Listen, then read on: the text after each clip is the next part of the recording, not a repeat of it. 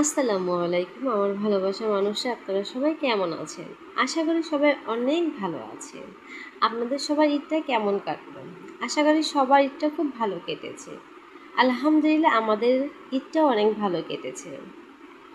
চাকরির ক্ষেত্রে বাবাকে সবসময় আমাদের কাছ থেকে দূরে থাকতে হতো। এই বছর বাবাকে নিয়ে আমাদের বড় হওয়ার পরে প্রথম ঈদ। মাশাআল্লাহ আমাদের ঈদটা খুব ভালো কেটেছে। শ্বশুরবাড়ি বাবার বাড়ি মিলে ঈদটা আলহামদুলিল্লাহ খুব ভালো কেটেছে। আপনাদের ঈদটা কে কীভাবে কাটালেন অবশ্যই কমেন্ট করে জানাবেন।